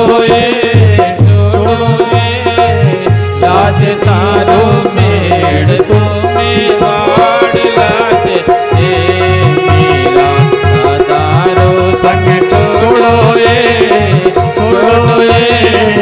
लाज सारो मेड़ तो मेवाड़ लाजे, मेवाड़ लाजे मीरा चित्तौड़ लाजे, ओ मेवाड़ लाजे सारो चित्तौड़ लाजे, रे है मीरा सादारो संग छोड़ो छोड़ो लाज सारो मेड़ तो चित्तौड़ लाजे, हो लाजे थारो मेड़ तो चित्तौड़ लाजे रे, चित्तौड़ लाजे रे, ओ मेवाड़ लाजे रे, चित्तौड़ लाजे रे, ओ मेवाड़ लाजे रे, ओ मीरा साधारो संग छोड़ो रे, लाजे पीहर सासरो चित्तौड़ लाजे रे, चित्तौड़ लाजे मेवाड़ लाजे, मेवाड़ लाजे रे, चित्तौड़ लाजे रे, मेवाड़ लाजे रे, ओ चित्तौड़ लाजे रे, ओ मीरा साधारो संग छोड़ो। मीरा अरे पूरो मेड़ तो पूरो ससुराल बदनामी हो रही है। मीरा कहो एड़ी बदनामी कट पड़ी, एड़ी बदनामी कट पड़ी है सासू जी, सपना में कोनी ले लो वासू जी, पाछो जन्म मिले कि नहीं मिले मिन क्या सही, काई टागले जन्म में काई भणो, थाका लकण तो लाग्या कोने था इंसान बनता है। उदा भाई आएगी कूती कूती, भाभी सा अब कौन चालेला है सब बाता। हाँ, संतों का परिवार वाले अपमान करते हैं, संत महात्मा जो भी आते परिवार वाले उसका अपमान करते। ए देखो ये आएगा रोटियां का ठोकर, भूखा मरता है। संत महात्मा ने भोजन कराती मीरा भाई, बहुत व्यवस्था कर गया।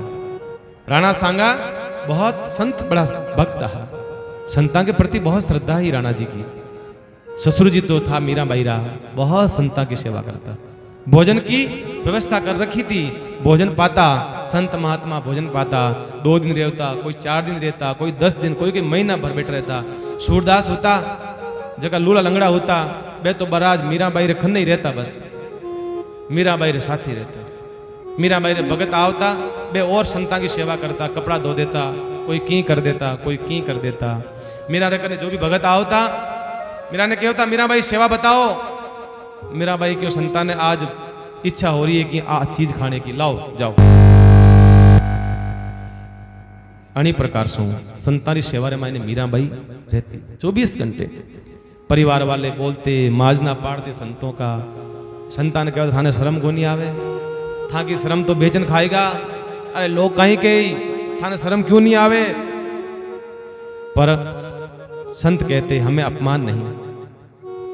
संत बोले मेवाड़ भले ही हमारा अपमान करे। संत साफ साफ कहते भले ही हमारा कितना ही अपमान करो, हमें कोई फर्क नहीं पड़ता, तभी तो संत बने हैं। क्या मान और क्या सम्मान, क्या मान क्या अपमान, संत के लिए दोनों बराबर है। हाँ कुछ भी कहता रहो, कोई फर्क नहीं पड़े महाराज, कोई फर्क नहीं है। कुत्ता हाथी के पीछे कुत्ते भौंकते हैं, पर हाथी अपनी मस्ती से चलता है, हस्ती मस्ती से चलता है। कोई एक्शन लेता है, कोई एक्शन नहीं लेता है। हाथी अपनी मौज में चलता है। और मान लो सपोज करो हाथी ने अगर एक्शन ले लिया तो मैंने पूछो कुत्ता ने हैं हाँ की कहीं दशा हुई, पापड़ बन जाए पापड़। अगर हाथी ने एक पैर रख दिया कुत्ते पर तो पापड़ बन जाएगा। पर हाथी अपनी मस्ती में चलता है, हाथी को कोई परवाह नहीं है। तो कुत्तों से किसी ने पूछा, कहा भैया तुम्हें क्या तकलीफ होती है हाथी से? हाथी इतना मोटा ताजा और तुम इतने से एक हाथी के सामने तुम क्यों भौंकते रहते हो हाथी को? आज भी ये जग फेमस बात है, नगर में जब हाथी आता है किसी को तकलीफ नहीं होती है, किसी को तकलीफ नहीं होती है साहब, तकलीफ होती है कुत्तों को। अब बताओ कहां कुत्ते और कहां हाथी, दोनों की कोई समानता नहीं है, हैं? एकदम विपरीत, बिल्कुल अपोजिट है मामला। बराबर का हो तो समझ में आता है कि भाई मामला बराबर का है। अब कहां कुत्ते और कहां हाथी। कुत्तों से पूछा तुम हाथी के पीछे क्यों भौंकते हो, तुम्हें क्या तकलीफ है? कहा हाथी आता है, हमें कोई तकलीफ नहीं है। फिर कहा कि हमें तकलीफ इसलिए है कि हम गांव में रहते हैं, हम नगर में रहते हैं। हाथी कभी कभी आता है तो गांव के लोग इसको हाथ जोड़ते हैं, वो तकलीफ है हमारे लिए। इसको हाथ क्यों जोड़ते हैं, इसको सम्मान क्यों मिलता है? हम गांव के लोग हैं, यहां रहते हैं, कभी लोग हमें हाथ नहीं जोड़ते। हमें तकलीफ हाथी से नहीं है, हमें तकलीफ इसको हाथ जोड़ने वालों से है। यह स्थिति है, इसलिए हम इसको भौंकते हैं। फिर हाथी से बोला, हाथी तुम कोई एक्शन नहीं लेते हो, तुम क्यों कहते नहीं हो? तो हाथी ने कहा मेरी खासियत यही है? मेरी खासियत है मैं रुकता नहीं हूं, मैं चलता रहता हूं। मेरे कोई हाथ जोड़ता है, प्रणाम करता है, प्रसाद चढ़ाता है तो मैं वहां पर रुकता नहीं हूं, बस लिया निकल जाता हूं। पीछे भौंकते हैं, उनको पीछे देखता नहीं हूं, इसलिए लोग मेरी पूजा करते हैं। मेरी दो ही खासियत है, हाथी की दो ही खासियत है। जो हाथ जोड़ता है वह रुकता नहीं है, जो भौंकते हैं पीछे देखता नहीं है, इसलिए हाथी को लोग पूजते हैं। जीवन में आगे बढ़ना चाहते हो ना, जो आपकी प्रशंसा कर रहे हैं, आपके हाथ जोड़ते हैं, वहां कभी रुकना मत। प्रशंसा के रुकना गलती हो जाएगी। जो हमारी निंदा कर रहे हैं, चुगली कर रहे हैं, पीछे मुड़ करके देखता नहीं, आप आगे बढ़ते जाओगे, बढ़ते जाओगे, बढ़ते मुकाम हासिल कर लोगे। मीरा ने क्या करा? मीरा ने यही करा है, हाथी की तरह ही तो करा है। मीरा की प्रशंसा करता तो भी मीरा कहती राम राम करो, भजन करो, भजन करो, भाई बंद करो ये सब प्रशंसा, फालतू मीठा जहर है, प्रशंसा बंद करो। जीवन में कोई प्रशंसा कर रहा है तो घर पर आना, अपना आईना देखना, कांच देखना, क्या मेरे भीतर ऐसा गुण है कि लोग प्रशंसा करें, हैं? प्रशंसा करें। जब अयोध्या की राजधानी अयोध्या के अंदर जब चारों ओर दशरथ जी महाराज की जय हो, राजा हो दशरथ जैसा हो, दशरथ महान है, वो है, वो है, प्रशंसा करने लगे दशरथ जी महाराज की।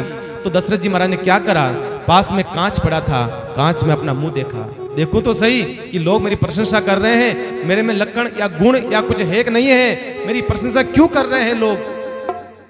ध्यान रखना, अगर कोई आपकी प्रशंसा कर रहा है तो अवश्य आप उसको देखो, अपने आप को अंदर झांक करके देखो कि मैं प्रशंसा के योग्य हूं या नहीं है, मेरी काबिलियत है या नहीं है। रुकना नहीं है वहां, निंदा चुगली करता है पीछे मुड़ करके देखना नहीं है, बस आगे बढ़ते जाओ, हाथी की तरह बढ़ते जाओ। संतों ने कहा परिवार वालों से, अरे हमें शर्म क्यों आएगी, हमें शर्म क्यों आएगी, आप क्यों आते हो। कहा अरे हम तो सालों साल तीर्थ करते हैं, जिंदगी भर भटकते रहते हैं, और जो भक्ति भाव हमें मिलता नहीं है, वो भक्ति भाव मीराबाई का दर्शन करने से हमें प्राप्त हो जाता है। हम तो बस इसी लोभ से आते हैं, और कोई लोभ नहीं है। चाहे कितना भी अपमान करो, कितना भी तीर्थ कर लो, इतना भाव और पुण्य भक्ति नहीं मिलेगी जितना किसी संत का दर्शन करने से मिल जाती है। हमारा और कोई लोभ नहीं है, हम खाने पीने या आराम के लिए नहीं आते हैं, हम तो बस मीरा जीजी का, मीरा माँ का बस एक पल का सानिध्य मिल जाए, हम तो इसलिए आते हैं। अगर भक्ति का सानिध्य मिलता है, लोग गालियां निकालते हैं तो हमें मंजूर है, हमको मंजूर है, हमें कोई परेशानी नहीं है। गाली निकालता है तो साहब कोई परेशानी नहीं। देखो संतों का भाव देखो भाई, एक सच्चे भगत के प्रवचन नहीं, बस देखने मात्र से ही भीतर में भक्ति का प्राकट्य हो जाता है।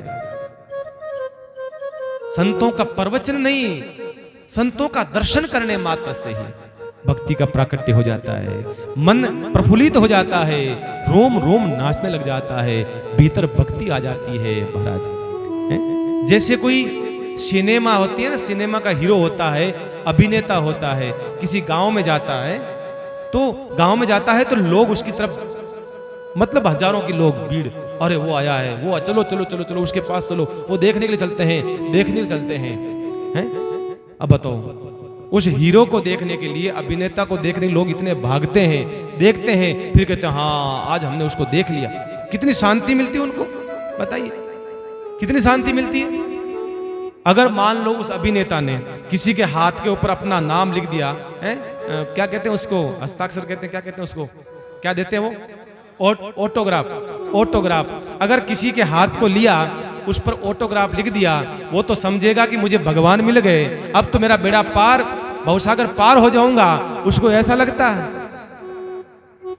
वो एक जगह मैंने सुना था, कहाँ टीवी में देखा था, उसने एक अभिनेता ने उसके हाथ पर ऑटोग्राफ दे दिया, उससे पूछा गया तुम्हें कैसा लगा, अरे भैया कैसा लगा, अरे 1 महीने तक स्नान नहीं करूंगा, इस हाथ को धोऊंगा नहीं 1 महीने तक।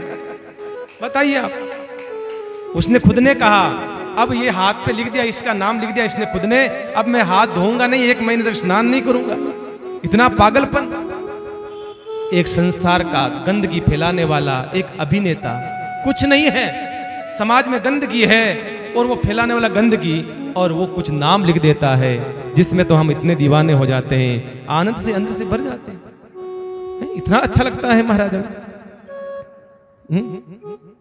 थोड़ी सी उपलब्धि उसने हासिल कर रखी है, और उस उपलब्धि का ही कारण से बस हम लोग इतने प्रसन्नचित हो जाते हैं, उसको मिलते ही आनंदित हो जाते हैं। जबकि मीराबाई भक्ति की महान उपलब्धि हासिल कर रखी है। मीरा जी के जीवन में इतनी भक्ति है, इतनी भक्ति है, एक बार मीरा बस दिख जाए, संत कहते हैं, और हम कोई काम नहीं आता।